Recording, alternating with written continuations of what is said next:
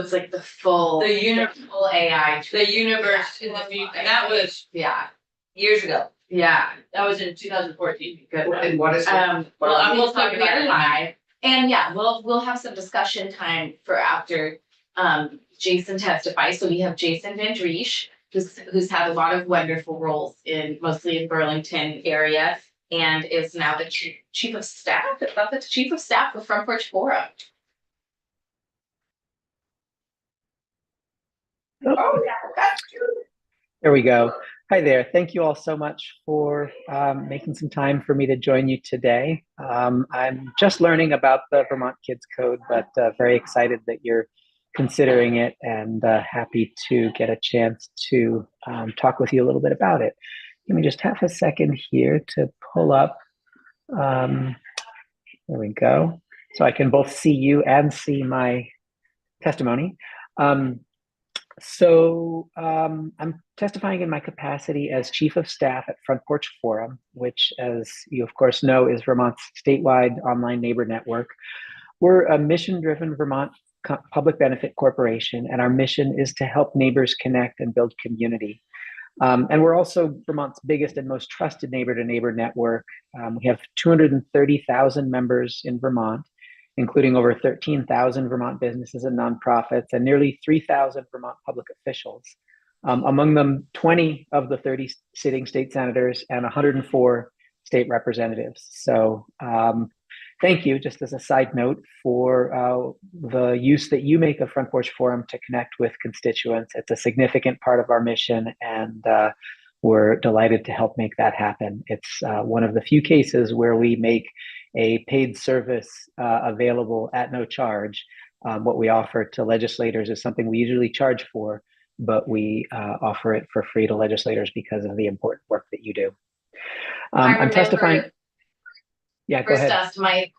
First asked Michael Woods Lewis if I could write a neighborhood-wide Front Porch Forum message as the student body president at UVM 15 years ago or something. Wow. So It's been very useful, as it's spread across Vermont. No, it has been. Great, thank you. So I am testifying today, of course, in support of Vermont Kids Code. And as I said earlier, we're a mission-driven company, and a core part of why we exist is to use online spaces to strengthen real-world relationships within communities. So success for us is when a critical mass of adults in every Vermont community spend 5 minutes a day reading their forum or posting to their neighbors, and then they close their computer, put down their phone, and engage in real life with the people around them. And this is, of course, in many ways the opposite of the business model of most, if not all, big tech companies.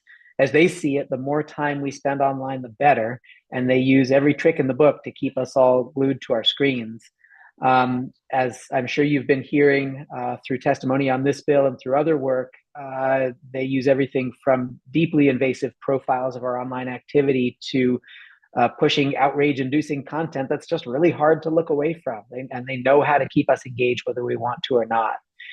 And what we know at Front Porch Forum is that this is bad for us as humans and bad for our communities in so many ways, and that it divides us against one another, making us think our neighbors are far more extreme in their views than they actually really are. And as I'm sure you've heard from many expert witnesses who are way more knowledgeable about this than me, it's doubly bad for young people. So to be honest, we would love to see the provisions in the Vermont Kids Code applied to big tech platforms for all of their users, not just for kids, but young people is the obvious and most important place to start. So we thank you for your work on this legislation and encourage you to move it ahead. That's great to have, a really positive force in Vermont's, tech economy express that to us.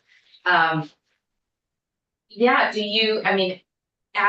someone trying to be a positive participant, does Front Porch Forum constantly try to look for best practices or ways to make your platform and product safer or more community oriented for people? Yeah, very much so. We're constantly investing both in our moderation practices and in the tech that supports that work. We own all our own code. We've built our platform entirely ourselves. And the core of it really is our people. We have a staff of about 13 online community managers who read every single post before it's published.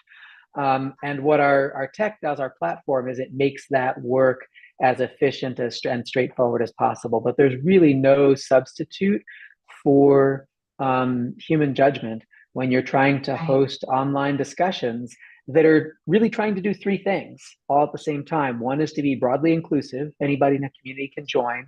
Two is to host difficult conversations. You know, people talk about stuff that they disagree on Front Porch Forum. And three is to keep it civil. Doing any two of those three by themselves would not be hard. You could have difficult conversations and invite everybody to join if you didn't care that it was civil. And you could certainly have civil conversations with, you know, your whole community if you prohibited anything controversial. But doing all three of those at once is really tough. And that's what we do every day. And what you're doing with this legislation is really demanding that tech companies do the same through changes to their policies and algorithms. That'll never go as far as the human-centered approach that Front Porch Forum takes, but of course they can't do that at the scale that they exist. So the kinds of changes that you're talking about are the closest analog and very much a step in the right direction. Great. Senator Garrison. Yes, actually, I have questions, but a comment about what you just said. They're too big. They could do it if they really wanted to do it. I just want to push back on that. They have resources. They have staff. They have Yes. billions of dollars. So I thought Front Porch Forum exists outside of Vermont, but is that not the case? We have a few small experiments running in a couple of counties in New York around Glens Falls, in one town in northwestern Massachusetts, and in a little bitty piece of New Hampshire, way up across the river from Essex County. But our core focus for the foreseeable future is Vermont. There's a lot more that we can do here, a lot more ways that we can serve Vermont communities and help to build resilience and neighbor connections at the local level here in Vermont. That's wonderful, and I didn't realize that you were Vermont focused. That's terrific, and I need to use it more. Yes, we may have a word limit, Just- is my challenge. Well, That's for the benefit of your I know. just a question. Just your business model. Are you Sure. financially stable? Yes, Because we you're are. right, and the folks who are doing things what I think is an exploitive way. Yep. Say they have to do it because of the finances. I don't agree, and I'm curious. Yeah, Your sorry, you're glitching a little bit, so it's a little hard for me to tell when you get to the end of your sentence. So my apologies for jumping in. It's a little bit out of sync.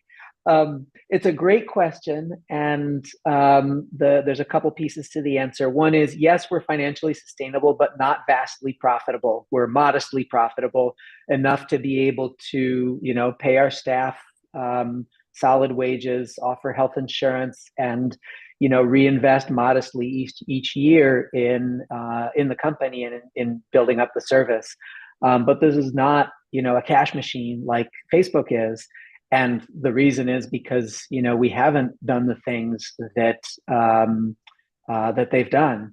And the reason why they say they can't do that is because the business model of those kinds of companies is to generate giant returns for shareholders.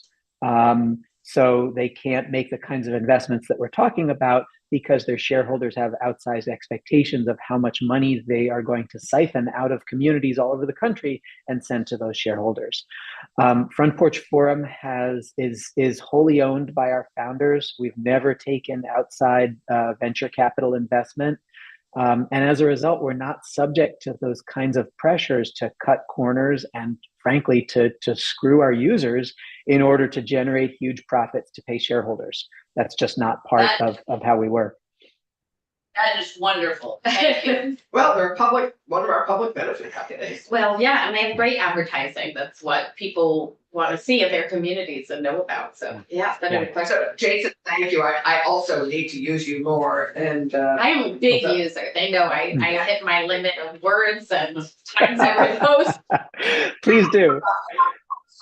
I need to be reminded by our chair how to post. I just want to ask you, you referred to this earlier, and I completely agree with you that there's no substitute for human judgment.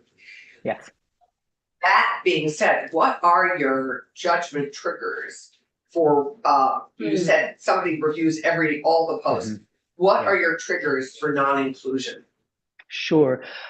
So it's all laid out in our terms of use, which are available in the footer on our website. I encourage you to give them a look.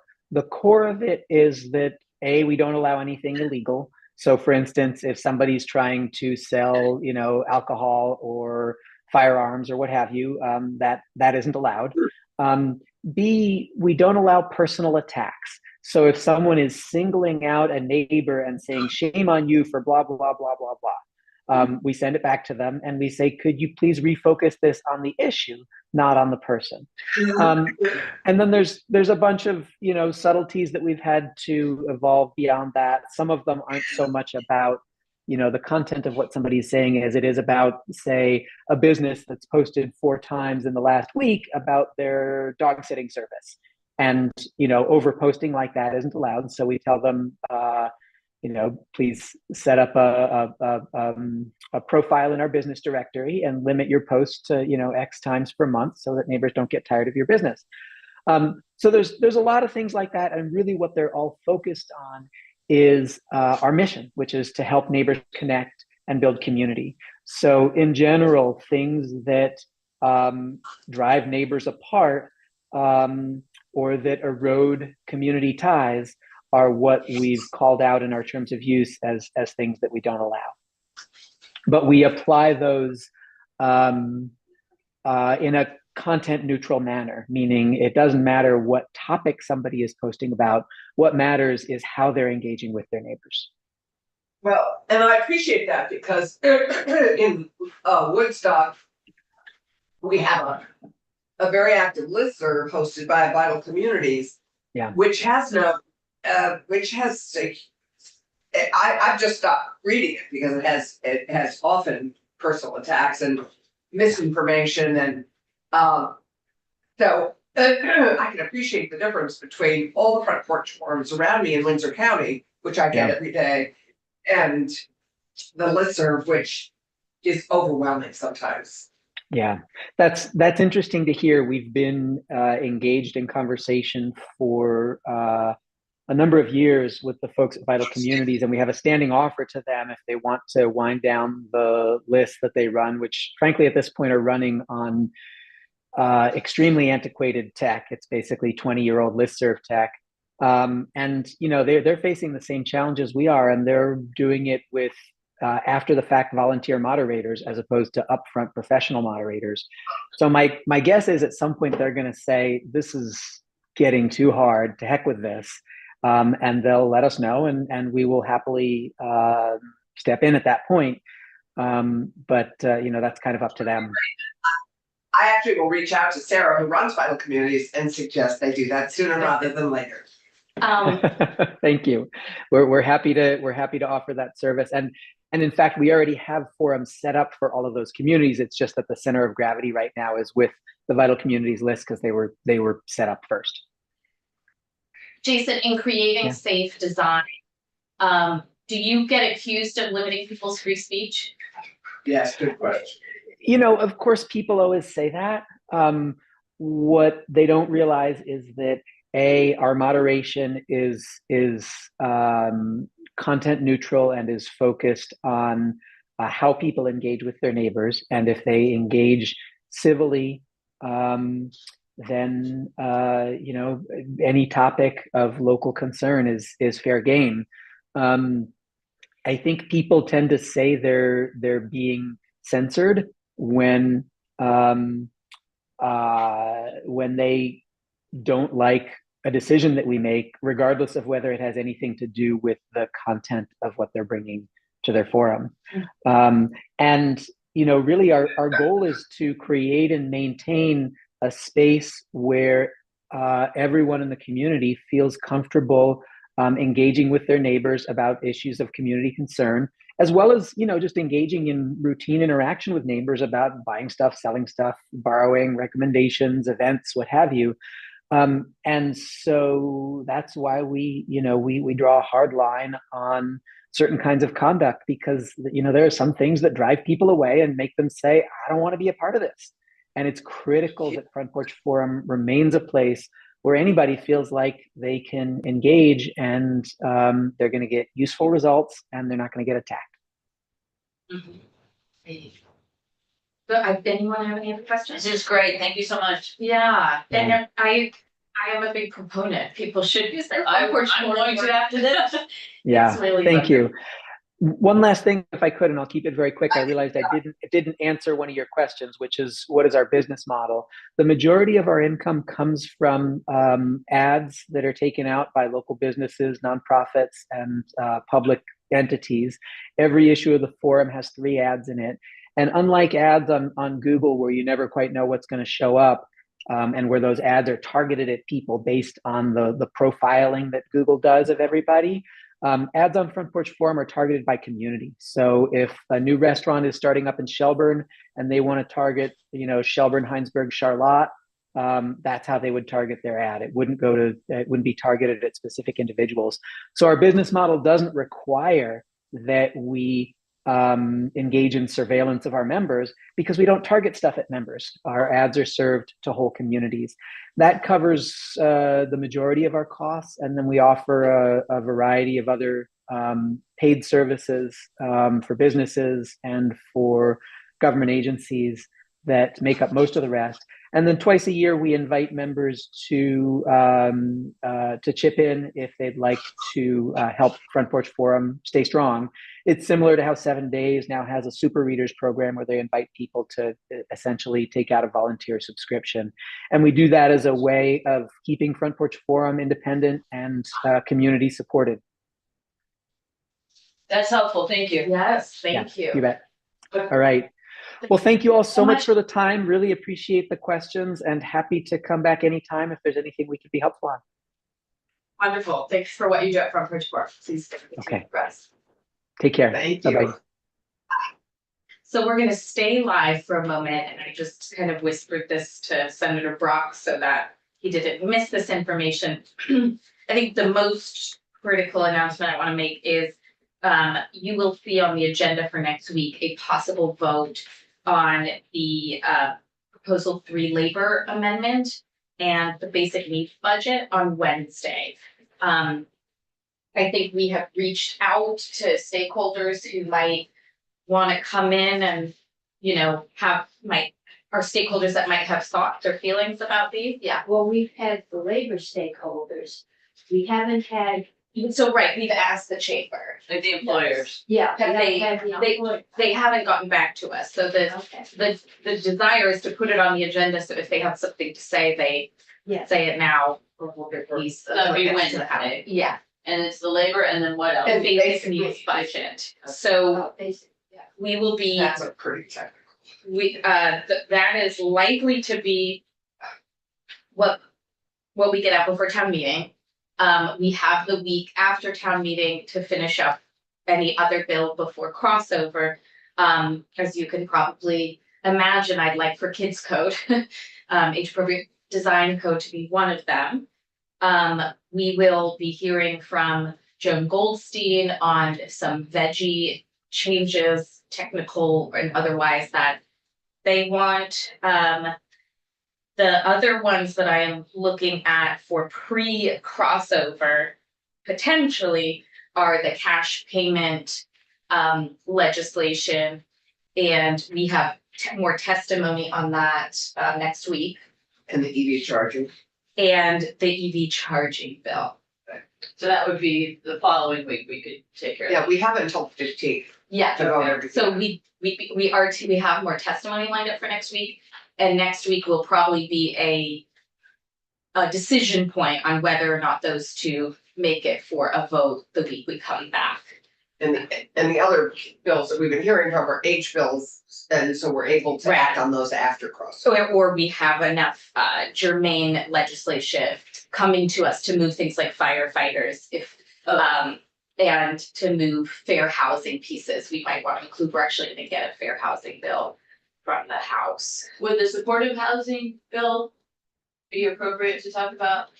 Yes, I wanted to open it up to add if there's, you know, I think anything that has a big appropriation or any appropriation really, and that's kind of a main centerpiece of a bill is a longer conversation anyway, because we don't pass anything that makes the appropriation never makes it. Right, I guess I wanna make sure that supportive housing is in some legislation that we pass, Mhm. even if there's not a big appropriation, So- because it's so important. Yeah.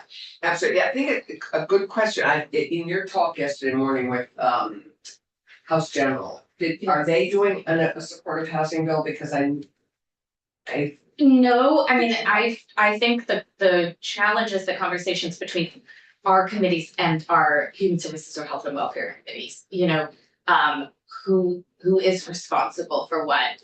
Because we're bricks and mortar and they're generally services, and then funding is neither of us really, it's just a question we might ask of appropriations. I am trying to have that conversation more formally with Senate Health and Welfare. To them, some of the big questions that they would like our help answering are around the motel program, homelessness, disability related housing. And, you know, one of the questions we didn't get to was the placement of any kind of state funded housing as an allowed use in any municipality. That is of interest to other committees, as I said. You know, I actually had talked to the chair of judiciary and the chair of human services, ready to see the new language, and then we didn't have AHS come in and seek to advance that language. I mean, is there an accepted definition of supportive housing? I mean, it would, if did nothing else, it would be helpful to have a definition. So I just, if everyone agrees this isn't crossover sensitive, because it's just kind of a bigger conversation, and we can attach it to something if I we was gonna feel say, like, we have to okay, do an amendment, yeah. this bill, the housing Okay. bill is actually Right. probably gonna be with us and able to be accessed Yeah. for a while. Okay, So I So suggest we think about it as an amendment. okay, if you'd like to set up when we have a window, you know, 1 to 2 hours of testimony to understand better our definition, what's happening, what's not happening, I certainly welcome that. Yeah, I don't think this, do you want to make a pitch that your supportive housing bill needs to advance by crossover? if it can be adopted in some form after, I think that's fine, If it's incorporate it. any Yeah. money in it. Yeah, Right now there is money in there's it, a 4.5 million, I think, of it. but it doesn't have to be that amount of Right. money. I mean, what's important is that we start doing it. Maybe we should just do a definition I think in the there, housing bill. I think Say, one this exists. is, and I'm not sure if you mean supportive housing that has mental health and substance abuse services The whole involved Yes. in, okay. Because there's disabilities. another, we have a crisis of disabled people. yes. Yes. Yeah. No, no, Parents are it's all that. aging out and cannot care for them anymore. Right. And they now go into a system of adult foster care, Right, and they are walking around with their little garbage bags full of their. right. This, at some point, it becomes, It's our piece of it is the bricks and mortar and the workforce, right? Like, if there are spaces that have become available that sometimes there is a group that feels ready to take it on staffing wise and financially, and sometimes there are not. So if we approach that, it would be from are we building new housing infrastructure? And are we supporting the service workforce and the care economy? You know, Yeah. what I worry about is having a hearing as just our committee and making some kind of promises we can't keep Okay. to one of those communities because we don't control how services flow or how resources flow through those services. Right. But we have in the past, in our housing work, identified a percent that we would like to make sure is supportive housing. And Mhm. I see supportive housing being corrections alumni, Yes. mental health, people coming Corrections out of, alumni is a new one for. yeah, the mental health needs, post-substance abuse program, people who need Yes. housing and disabilities, and that's long-term, that's lifetime, Now, what not I, just transitional. Okay. what I would say is, And people I sitting think our homeless. biggest role in that conversation is allowing for the placement of those Okay. types of uses. Which We are corrections alumni, even when we're talking about young people, right? The question is, does this committee want to have a conversation about ensuring that those kinds of programs can be allowed where they can find a suitable location? Right. Right. And so Exact. So I'm willing to have that conversation, and that can be, I'm willing to have any of the conversation, but that's, I would say, one of our biggest hurdles that we're going to And we hear. don't wanna do that too quickly either, because it's. well, it's being Mhm. done. I mean, we want to support what is What's currently being done. They Okay, are, and then I have another different topic. Yeah, so you're gonna, just to put a cap on that, you're gonna I'll start to put a witness list together. For the next 2 weeks. I, No, right, for like, later, well, I think what you may have been, you're newer, but the sorry. week of crossover and crossover the- finance, there's a bit of dead time, when we're not on the floor, so it's a good time. Yeah, I mean, because we have our floor activity, Oh. and when we don't, we're Okay. we're waiting for the house to pass bills, I don't think we're gonna have any dead time, but you can use that Okay, time. well, Because it's there's more another topic that we might wanna talk about. Okay. because we can If that's okay. Yeah. And this is something that doesn't have a home, as far as I know, Okay. in a committee, which is refugee housing. Mm-hmm, Which and actually refugee support in general Mhm. provided by the state. I think housing is one area, and I think language, We do that in Senate Interpretation. GovOps. The other sort of governmental support is Mm. often in GovOps where we have done that. well, is But that housing we happening? could definitely do here. I think, well, if it's economic support, it's also. Right, well, we not just- empowerment. the whole well, new waiting the system. language is. If it's The whole workforce, new waiting economic system, empowerment, yeah. The whole new waiting system just put. Each Yes, space is so at that's- 40%. So That's we know we're three. voting. Right, We have 3 people. The other source is adult base again. Not And voting. I'm not sure. No, who's like, we budget. know- right, well, those I are, think it's it. right, and those are some of the supports that are going on now actively, but then there's Right. other things like providing access to translation services, to online translation services. That is Senate GovOps and we've done actually quite a bit on that. And we're continuing to do stuff. So, yes, you might hear a lot about language access, so I have ensured that they're looking at a lot of forms of language access, but Okay. as you're saying, hey, does anybody invite in our different refugee support and service providers and say, what do you need to help people be successful? Right. We don't do enough of that. Right, So I'm happy to, spend a couple hours. that'd be great, and it's kind of hodgepodge. It is, and it's an issue like driver's ed, where it's a transportation, education, and economic Right. development question. Like, Right, people need those tools to be economically successful. right, They might need them through the Department of Labor or, a local college. So you're absolutely right that just language access is not just one committee's questions. right, and we just need to look at the whole. Exactly, yeah. Okay, So I'm happy, doesn't have to be in the next 2 weeks. Yeah, next time we sit down to schedule with Magali, we can start to develop a witness list Okay. together. Okay, Anything else that people tried to keep an open running list? I have asked Senator Brock to pull together some testimony or witnesses around junk fees before crossover, because I don't know where he wants to go with that vehicle wise. And there is a bill sitting on the wall. Is there a bill? Let's not say that, but we might want to find him a vehicle before crossover. And then after crossover, he'd like to discuss film commission, which we can do, or film promotion, which we can do as part of the workforce development.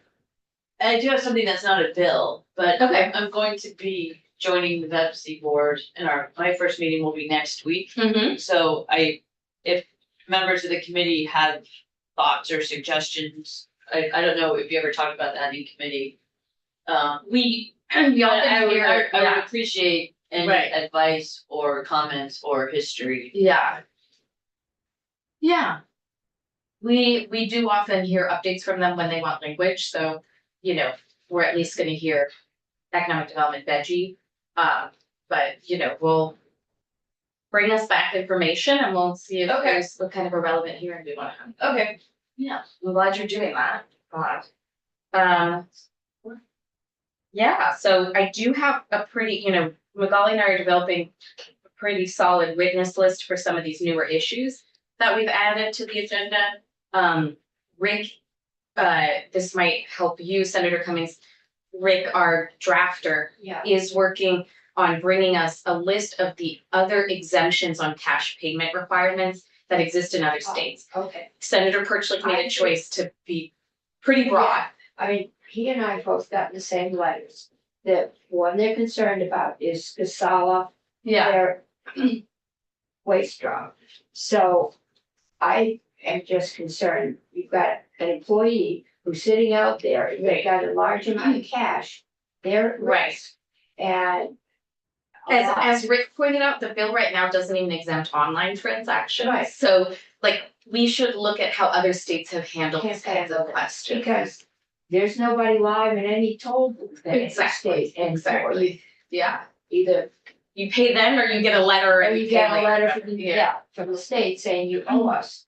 And that's all because safety and convenience stores regularly get robbed. Right, And most of them try not to have any amount of cash on hand. right, yeah, Because it's dangerous. yeah. So Tuesday, we're back on Kids Code and we're hearing from people opposed or who might have changes that they want us to consider. That includes some press, you know, as well. Wednesday, we'll take a vote on those two issues. Thursday, This is something that we can talk about with Camille, but it is reserved for kids code as well. reserved for Kids Code as well, so that we could, you know, we've then heard from opposing forces or people who want changes, and we could discuss those as a committee, which would be a good opportunity to discuss them before we leave for town meeting and, you know, so we'll have some discussion time. Friday, I am not here, and there's the joint assembly, which I am very sad to miss. But it's, that morning is devoted to Senator Clarkson's veggie stuff. Oh. So I had a preview, so everyone else will talk about veggie, et cetera, and that vote will be the following after town meeting as well. Okay. So, if you think of anything, bring it to me that needs some attention before crossover. Otherwise, that's our agenda. Thank you. Thank you. So much. Good meeting. Good, and it's noon exactly.